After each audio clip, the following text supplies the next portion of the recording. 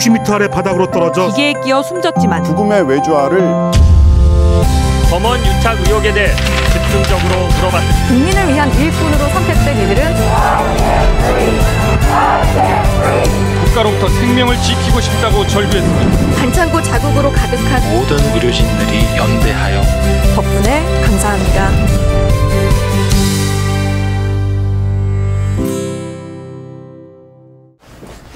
시청자 여러분 안녕하십니까. 양방향 소통 유튜브 라이브 뉴스 프리데스크의 아나운서 김민호입니다. 성지연 기자입니다. 네, 얼마 전에 구급차와 접촉사고를 내고 사고 처리부터 하라고 했던 이 택시기사 기억하실 텐데요. 조금 전에 속보가 나왔는데 구속영장이 발부됐다고 합니다. 네, 오늘 오전에 영장 실질 심사가 있었는데 네. 이 택시기사분이 들어갈 때는 취재진이 물어봤는데 이렇게 뭐 무슨 얘기하는지 모르겠다면서 손사래를 치고 들어갔었거든요. 근데 심사 마치고 나오면서는 유족들한테 유감이다라고 표명을 하긴 했어요. 네. 하지만 이제 법원에서는 주요 범죄 혐의가 다 소명이 됐다 이러면서 구속영장이 발부했다고 합니다. 네, 추가적인 소식은 뉴스데스크 또 이어진 뉴스에서 확인해 보시고요. 네. 벌써 300분 넘는 분들께서 접속해 계십니다. 아, 네. 어서 오십시오. 어서 오세요. 무대뽀 TV님이 린다가 뉴스에 왜 나와 하셨는데 네, 좀 이따 확인하셨으면 네. 좋겠습니다. 린다지가 누구냐고 하시는 분들도 계신데 네.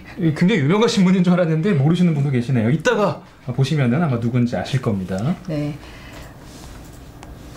자, 뭐 중복 때 뭐 먹냐고 여쭤보는 분도 계시고요. 지다니님이 MBC에서 김민호가 제일 미남인이라고 하셨어요. 그 MBC 나오시는 분들 다 안 보셔서 그렇습니다. 예. 어쨌든 칭찬 감사하고요. 네. 자, 저희는 이제 300분 넘는 분들과 함께 정식 코너부터 한번 시작해 보도록 하겠습니다.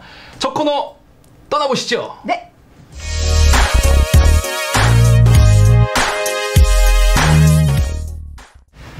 네, 프리 초대석 시간입니다. 익숙하신 분들 많으실 텐데 네. 2시 뉴스 외전 진행하고 계신 권순표 앵커 나오셨습니다. 안녕하세요. 어서 오십시오. 네, 안녕하세요. 긴장됩니다. 베테랑 방송인 분께서 매일 뉴스를 진행하시는. 아니, 너무 긴장됩니다. 아니 벌써 2시 뉴스 외전 진행하신 지 얼마나 되신 거죠? 지난 4월 13일부터 했으니까 3달 좀 넘었나요? 벌써 네. 그렇게 됐네요. 네. 진행하시면서 뭐 불편한 점 없으셨어요? 제가 딱 10년 전인가 데스크를 진행했었는데요. 그때보다 훨씬 더 피곤한 것 같아요. 왜냐하면 네. 이게 생방, 물론 데스크도 생방이지만 이게 혼자 진행하고 이제 데스크는 여자분이 그렇죠. 같이 네, 하고 같이 해서 이제. 또 이게 어떤 대담이 많다 보니까 계속 긴장을 해야 돼서 피로도는 훨씬 높은 것 같아요. 피로도는. 그래도 혼자 다 이끌어 가시니까 어떤 책임감은 굉장히 막중하시고 자부심 있으실 것 같은데. 이끄는 성격도 능력도 안 되니까 이끈다는 말은 그렇고요. 그냥 뭐 스태프들이 다 준비해주고 하는데 그래도 이제 하여튼 이 말을 많이 해야 되고 그렇죠. 계속 어떤 이 초점을 유지해야 된다는 게 굉장히 피곤한 일 같아요. 네. 자, 우리 권순표 앵커가 진행 능력도 뛰어나지만 또 뛰어난 게 하나 더 있습니다. 바로 안목. 이 사람을 보는 눈이 굉장히 뛰어나신데요. 그렇죠. 권순표 앵커가 발굴한 인재가 한둘이 아니다는 이런 소문이 자자합니다. 자자합니다. 그래서 저희가 어이가 없습니다. 희귀 영상을 하나 준비했잖아요. 네네, 그렇죠. 함께 보시고 어떤 분인지 한번 확인하시고 오시죠. 네. 네, 올해 우리 경제는 개방의 외풍과 노사 갈등, 골이 깊어지는 불황, 이런 갖가지 문제들을 안고 출발하고 있습니다. 먼저 시민들은 올해 우리 경제를 어떻게 보고 있는지 권순표 기자가 만나봤습니다. 불황의 긴 터널을 빠져나오지 못하고 있는 우리 경제. 그러나 시민들은 올해도 쉽게 나아지지는 않을 것으로 내다봅니다. 단시일 만에 이거 경기 자체가 회복된다는 건 제 생각엔 어렵다고 봅니다. 대선 끝나기 전까지는 뭐 경기가 별 차이가 없을 것 같아요. 지금 풀리기는 어렵다리거든요. 제 생각에도 쉽지는 않을 것 같아요. 여기서 더 나빠지겠느냐는 생각도 일부 있습니다. 올해는 좀 작년에 하도 나빴으니까 좀 나아질 것 같아요. 거리에서 만난 시민들은 올해도 우리 경제가 어렵지 않겠느냐는 전망 속에 나아져야 한다는 희망을 얘기했습니다. MBC 뉴스 권순표입니다. 예. 풋풋하네요. 마지막이. 마지막은 누구시죠? 죄송합니다. 못 견디겠습니다. 아까 그분이 우리가 알고 있는 네, 중간에 잠깐 나오셨죠. 네. 다시 한번 확인을 좀 해볼까요? 네. 영상을? 올해는 좀 작년에 하도 나빴으니까 좀 나아질 것 같아요. 올해는 좀 작년에 하도 나빴으니까 좀 나아질 것 같아요. 네, 린다 G, 요즘 린다 G로 활동하고 계신 유명한 분이시죠. 예. 이때 상황이 기억이 나세요? 전혀 안 나죠. 저는 제가 이효리 씨를 만났다는 거를 저는 한 달 전에 알았어요. 한 달 전에. 왜냐면 어떤 후배가 이걸 한번 보라고 영상을 보내더라고요. 근데 그러니까 저는 뭐 아주 기억이 없죠. 근데 이제 그때가 제가 23년 전이니까 경찰 기자를 하고 굉장히 고생을 할 때니까 하다가 저기 아마 경제부에 파견을 나가서 한 것 같아요. 근데 빨리 집에 가고 싶다는 생각밖에 없었을 시절이니까. 그렇죠. 그래서 전혀 기억이 없어요. 전혀. 근데 보고 나서 제가 이게 누구야 싶은 이효리 씨더라고요. 네. 97년도 1월 1일자 방송이잖아요. 그렇습니다. 보니까 저도 보니까 기억이 나더라고요. 경제를 바라보는 시민들의 시선 뭐 이런. 그러니까 이제 이게 어린 기자들이 나가서 그 당시에 유행하던 게 이제 신년을 맞으면 어떤 의견들 듣고 시민들의 의견들 듣고 이런 프로인데 가서 뭐 열심히 인터뷰를 했겠죠. 인터뷰를 하는데 이효리 씨가 워낙 뭐 외모가 출중하시니까 그 중에 제가 이렇게 눈에 띄었을 것 같아요. 아마도 그렇겠죠. 그래가지고 인터뷰하실 때 좀 시민분들의 외모를 보고 이렇게 선택하는 경향이 있으신 건가요? 이렇게 들어오는군요. 그건 아니죠. 전혀 오해하시는 분들이 계실까봐요. 이건 전혀 아니고 뭐 아니라고 할 수. 이왕이면. 근데 하여튼 워낙 뭐 지금 보니까 그때 당시 고등학생이신 것 같은데 워낙 똑똑하게 생기시고 이러니까 가서 뭐 하지 않았겠습니까? 뭐 기억은 전혀 안 납니다. 근데 깜짝 놀랐어요, 저도 진짜. 그때가 보니까 97년도면 고3일 때더라고요. 데뷔 전이잖아요, 저게. 데뷔가 98년 5월이었으니까 데뷔하기 훨씬 전에 미리 픽업을 하신 거예요. 저도 입사 20대 후반이나 30대 초반 입사 1, 2년일 때니까 뭐 그때 아까 우리 김민호 아나운서 말씀하셨지만 인물을 볼 정신도 없었어요. 뭐 막 여기저기 시키는 거 하고 다니느라고. 아마 전 그렇게 믿고 싶습니다. 지단이님이 이효리 발굴한 최초 기자라고. 그렇죠. 이효리 발굴 기자죠. 근데 제가 한 달 전에 이걸 후배가 보내주고 나서 보니까 이게 유튜브 건수가 이미 150만 건이 넘더라고요. 근데 저는 몰랐던 이유가 그 뒤에 저는 별로 알고 싶지 않으니까 사람들이 끊어내고 그 앞에 이효리 씨 부분만 유튜브에 유통시켰더라고요. 그게 150만이라서 저는 몰랐죠. 그리고 이효리 무슨 뉴스 출연 뭐 이런 얘기를 제가 막 들었다 그래도 제가 아닌 줄 알았겠죠. 근데 이걸 이제 제가 하도 웃겨가지고 이걸 제 조카한테 보여드더니 얘들 아는 거예요. 아는데 그게 이모부였어 이렇게 얘기하더라고요. 대학생이. 그게 이모부라고 이러는. 그러니까 그때 당시에 23년 전이니까 이 목소리 톤도 굉장히 촌스럽고 막 이러니까 좀 다르죠. 다른 사람인 줄 알았죠. 그래서 영상도 재밌는 게 이효리 씨가 경제 상황을 예측했잖아요. 진짜 경제가 좀 나아질 것 같다고 하셨는데 바로 그 연말에 IMF가 터져가지고 외환위기가 와가지고 참 온 국민 너무너무 힘들었던 때죠. 그랬던 때입니다. 이렇게 딱 발굴을 하셨는데 어때요? 여기 보니까 스타가 될 상인가요? 저도 좀 한번 안목을 테스트 해주세요. 김민호 씨는 제가 이렇게 보니까 제가 하여튼 실물로 본 MBC 인사들 중에 가장 잘생겼어요. 좀 돌아다니시면 더 있으실 텐데 활동 반경이 좀 좁으신가 봐요. 어쨌든 감사합니다. 제가 앉으면 일어나진 않습니다. 근데 우리 권순표 앵커가 안목은 있는데 하나 없는 안목이 또 있어요.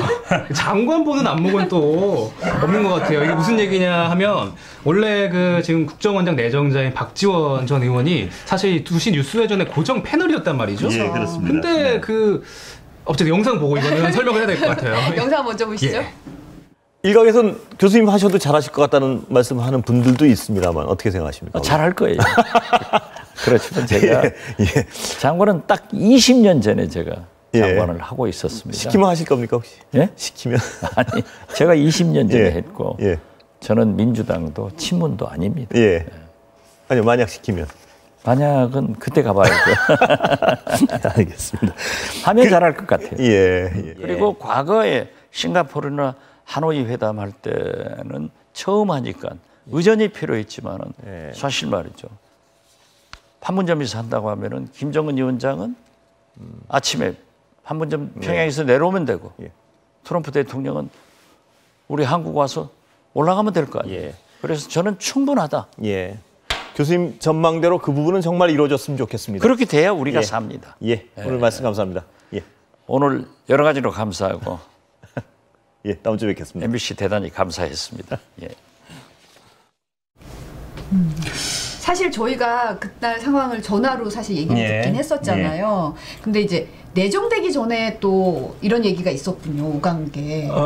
그날은 제가 이제 확연히 기억이 나는 게 제가 이분을 예전부터 정치부 기자 시절부터 잘 알았거든요. 그래가지고 이분이 연세는 좀 있으셔도 하면 잘하겠다는 생각이 이제 완전히 농담이었죠. 왜냐하면 이분은 거론되질 전혀 않았으니까. 후보로 전혀 거론되는 분이 아니었으니까 제가 하시면 어떻게 할까? 잘할 거라고 딱 그러시더라고요. 그래서 웃다가 근데 당신은 무슨 뭐 20년 전에 뭘 했고 이러면서 빼는 것 같길래 제가 아니 시키면 어떻게 할 거냐고요. 이러니까 잘하긴 잘할 거라고. 그런데 제가 약간 이상하게 느꼈던 건 그 이후에 이렇게 다른 얘기를 하려는데 본인이 다시 잘할 겁니다 이런 말씀을 하시는 게 보니까 욕심이 있으시구나.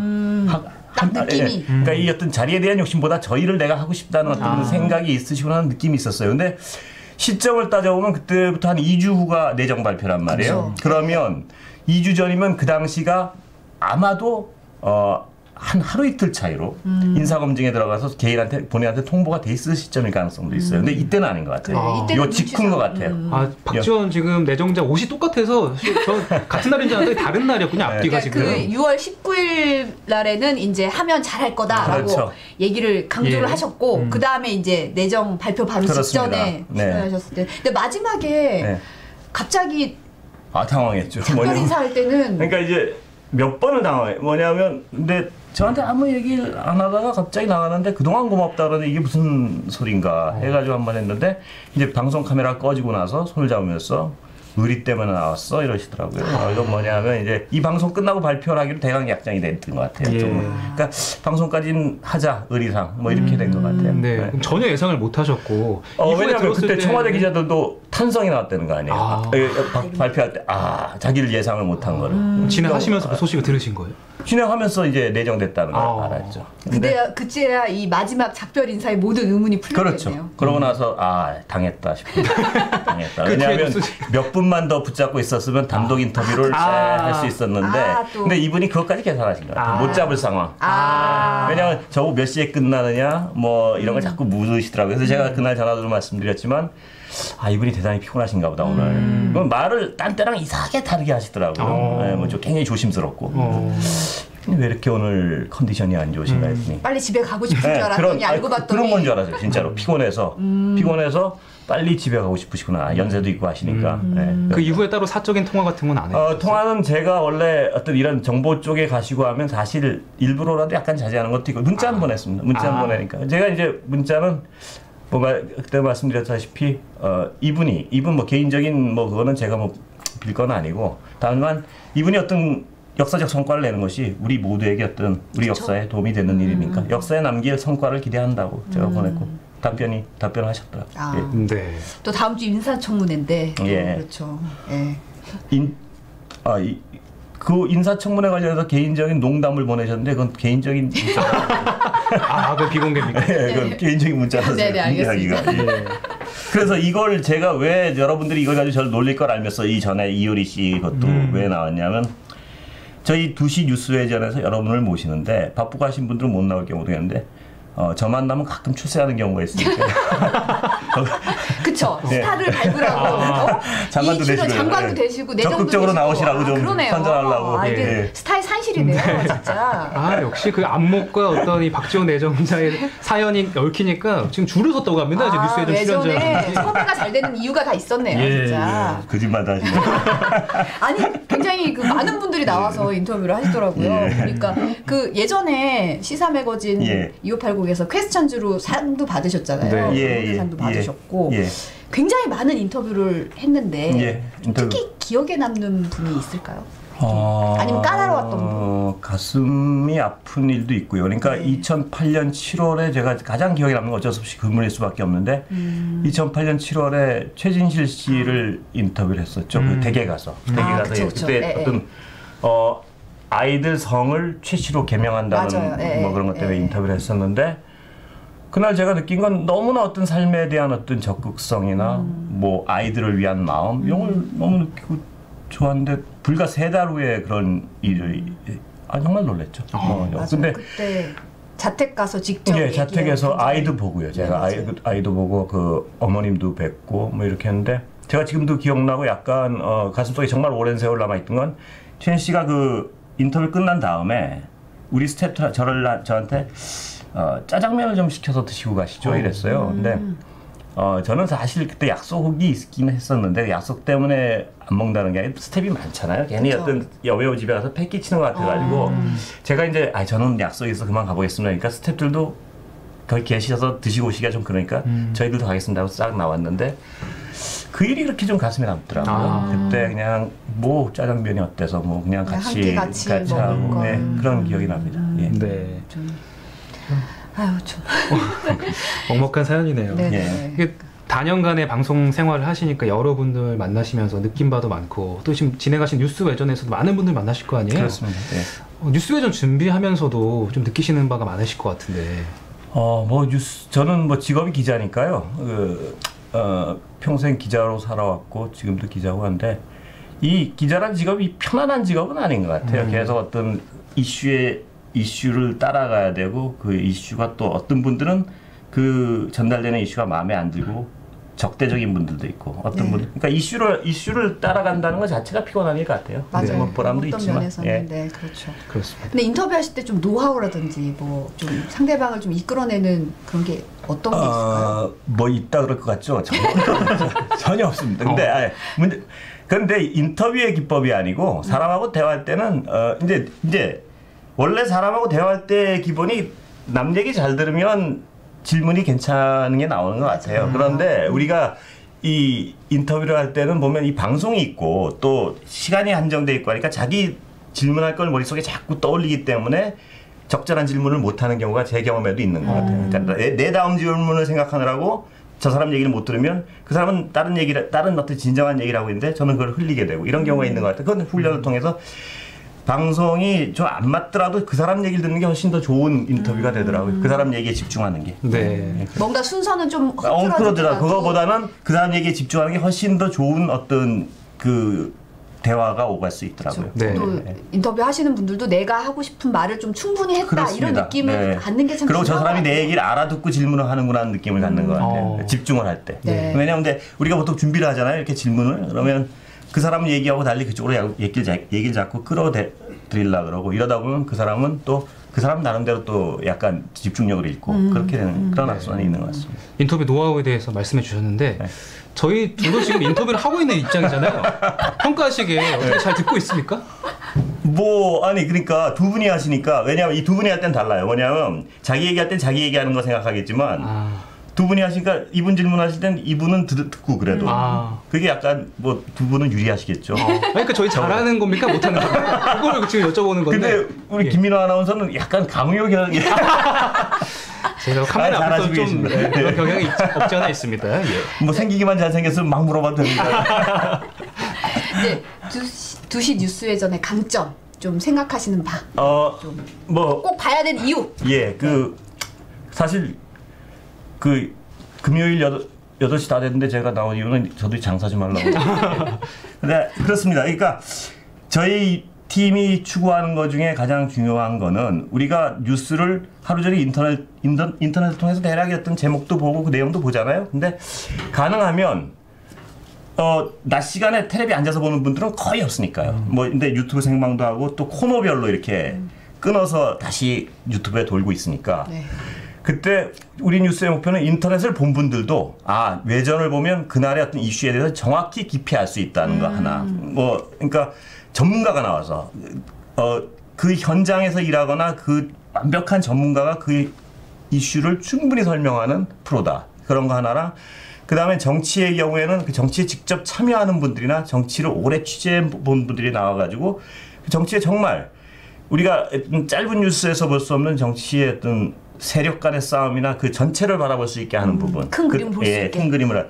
그다음에 마지막으로 이제 인터뷰 같은 경우에는 어느 한 주제에 얽매이지 않고 다양한 분들의 다양한 생각을 들을 수 있고 혹은 또 어떤 사회적인 이슈 중에 예를 들면 석유 산업의 미래는 어떻게 되는가 이런 어떤 거를 좀 가장 짧은 시간에 시청자분들에게 유튜브 시청자분들 특히 좀 어떤 그 개요를 알 수 있게 하는 학습 이라는 부분도 있고 또 연예인들 나오면 훌륭하게 사시는 분들의 삶을 한 10분 안에 이렇게 좀 보여드리고 뭐 그런 이거는 인터넷 다른 뉴스에서 못 보는 걸 볼 수 있겠구나 유튜브를 한번 들어가면 뭐 그렇게 추구는 하고 있습니다.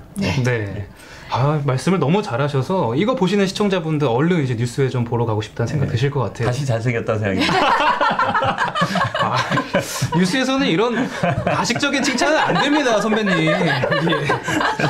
네, 오늘 나와주셔서 정말 감사합니다. 제가 감사드립니다.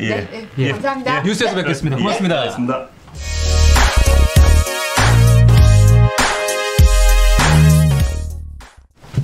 자, 금요일 큐시트 산책 한번 나가보겠습니다. 노재필 기자 오셨습니다. 어서 오십시오. 안녕하십니까. 오늘 뭐 굉장히 매일 정신이 없는 것 같아요. 그래도 분량이 확보되셨잖아요. 예. 전 이제 10분 이상을 안 주시는 것 같아요. 한 5분 정도, 6분 정도. 아니 저희가 막 너무 말씀을 잘하시니까 쑥 빠져들었어요, 사실은. 네. 아마 제가 보기에 뉴스에 좀 그만두시고 프리데스크 진행한다고 하실 것 같아요. 네. 아유, 저희 자리까지 그렇게 위협하는 발언을 하시면 본인 프로 놔두고 왜 나오신 거예요? 예. 네. 자, 오늘 큐시트의 첫인상은 어떻습니까? 오늘 첫인상은 시청자들의 힘이 느껴지는 큐시트라고 할 수 있습니다. 어젯밤에 첫 번째 산책부터 들어가면 어젯밤에 이제 부산, 울산 지역에 비가 많이 왔잖아요. 그렇죠. 엄청나게 피해가 많이 났죠. 네. 많은 시청자분들이 보내주신 제보 영상으로 저희가 오늘 7개의 리포트를 준비할 겁니다. 네네. 그래서 왜 이렇게 피해가 컸는지 이런 문제 집중적으로 할 건데 부산에 어제 뭐 한 3시간 만에 물바다가 됐어요. 그래, 맞아요. 그래서 시간당 80mm 정도가 왔고 정말 기록적인 폭우가 왔죠. 그렇죠. 3분이 그 터널에 갇혀 계시다 돌아가시기도 안타까운 사고도 있었어요. 울산에서도 한 분 돌아가시고. 근데 문제는 이제 오늘 밤에 강원 영동 지역에 또 이제 내일까지 비가 온다는데. 그러게요. 더 많이 온다고 또 그러더라고요. 네, 서울은 다행히 지금 비가 안 오고 있잖아요. 그래서 어제 저희가 그 하늘공원에 있는 그 영상을 연결했는데 너무 시커매가지고 사고 난 줄 알았다고. 그러니까요. 지금 이 시각이 어떤지 한번 보여드릴게요. 또 준비하셨습니까? 네, 한번 보여주시죠. 오늘은 예. 원래 이 시간대가 사실 저렇게 좀 아직 보여야 되는데 구름이 좀 무겁게 깔려 있어요. 깔려 있는데 비가 와서 그런지 되게 이제 시야는 좀 굉장히 멀리까지 보이고 그런 상황입니다. 그래서 다행히 서울은 이제 비는 더 이상 안 오는 것 같고 자 넘겨주세요. 네. 넘겨주시고 많은 분들이 저를 보고 싶어 하시니까. 이산유님이 멋지다 서울 하늘 그러셨어요. 시야가 오늘 좀 시기가 좋더라고요. 개이니까 구름은 낮게 내려와 있지만 주말에 또 비 오는 지역이 많다니까 지금 사실은 많이 젖어 있어가지고 비 때문에 추가 피해가 없었으면 하는 바람입니다. 특히 이제 강원 영동 지역 비가 많이 오니까 그쪽으로 주말에 혹시 뭐 야영이나 이런 여행 떠나시는 분들 특히 조심하셔야 될 것 같아요. 네네. 이 뉴스 저희가 집중적으로 오늘 보도해드리겠습니다. 네. 그다음은요? 자, 그리고 오늘 또 중요한 이벤트가 있었잖아요. 그쵸. 그 검언 유착 사건에 대한 수사심의위원회가 지금 진행이 되고 있어요. 아직 끝난 것 같지 않아요. 아직 뭐 속보고 소식이 없죠. 오늘 오후 2시부터 시작됐는데 원래 6시쯤 끝날 수 있다고 그랬는데 계속 늦어지고 있는 것 같아요. 보니까. 그래서 전문가분 15분의 그 심의위원들이 당사자들부터 의견을 듣고 아마 지금은 이제 논의를 하고 있는 것 같아요. 그래서 결론이 이제 뭐 몇 가지로 날 것 같은데 그 현재 수는 뭐 어떻게 될지 잘 저희가 예측하기도 어렵고 사실 그렇죠. 좀 지금은 그렇죠. 좀 이따 본방에서 네네네. 저희 이제 법조 출입 기자가 어떻게 될지 좀 자세하게 분석해 드릴 겁니다. 사실 이면주 기자가 지금 중계차 준비를 하고 있는데 제가 이제 전화 참여라도 좀 부탁을 하려고 전화했는데 어렵다고 하더라고요. 가능성이 너무 엇갈리고 지금 사실 결론이 나와 있지 않은 상황이니까. 왜냐면 이제 결론이 뭐 이동재 전 채널A 기자만 수사하고 한동훈 검사는 하지 마라라고 권고가 날 수도 있고, 둘 다 뭐 기소하라고 날 수도 있고 하는데 이런 상황에서 언제 발표가 날지 모르는 이런 상황에서 경우의 수가 3-4가지로 나눠지잖아요. 그러면 사실 기자들은 이제 기사를 3-4개로 써놓고 준비를 해야 돼요. 맞아요. 그러니까 중계차 한 번 타지만 여러 가지 상황에 대해서 준비하고 있다가 또 그 결과가 나오면 그거를 반영을 해야 돼서 지금 굉장히 A, B, C 이런 경우의 수가 굉장히 다양하죠, 사실. 이면주 기자가 굉장히 초조하게 지금 준비하고 있는데 아마 TV에서 보시면 될 것 같습니다. 혹시 전화 연결을 거절당하셔서 좀 아쉬운거나 서운하신 건 아니죠? 그래서 일단 밥부터 사주려고. 다음번에 꼭 연결 부탁드리겠습니다. 네, 그리고 이 와중에 이제 유시민 노무현재단 이사장이 오늘 아침에 시상 집중에 출연을 했었잖아요. MBC 라디오 프로그램에 출연해서 이런 얘기를 했어요. 이 사건은 검찰이 채널A의 그 외주 하청을 준 것이고 윤석열 총장의 개입 가능성도 있다. 이런 얘기를 했습니다. 의심이 된다 이렇게 얘기를 했죠. 네. 근데 유시민 이사장이 이제 이렇게 말한 근거는 녹취록을 본인이 이제 봤더니 뭐 이런 얘기를 했더라고요. 그러니까 채널A 법조팀 단톡방에 신라젠 관련해서 저를 잡으려고 하는 취재를 한다. 이렇게 올린 게 2월 6일이래요. 그리고 2월 13일 부산에서 이제 한동 검사장이랑 기자를 만났을 때 그때 말씀드린 것처럼이라는 얘기를 한다는 거예요. 그러니까 이전에 만났다. 그렇죠. 그래서 2월 5일 그때쯤에 아마 이렇게 뭐 그런 일종의 외주를 한 게 아닌가라는 게 이제 유시민 이사장의 추측이고, 그래서 유시민 이사장이 아침에 한 얘기 뭐냐면 대개 2월 5일 무렵에 검찰이 채널A 아웃소싱 한 거다. 이 사건은 아웃소싱이라고 봐요. 사건을 아웃소싱 한 거다. 이렇게 얘기를 했습니다. 저희가 이 내용도 굉장히 밀도 있게 오늘 준비하고 있습니다. 그리고 마지막으로 오늘은 사실은 퀴즈트를 보면 뭐 아까 이제 그 시청자들의 힘이 느껴지기도 하지만 언론 관련 기사가 많아요. 맞아요. 전 채널의 이동재 기자 사건도 있고, 그다음에 또 하나 가져온 건 뭐냐면 MBN이 또 오늘 법원에서 판결이 났습니다. 네, 맞습니다.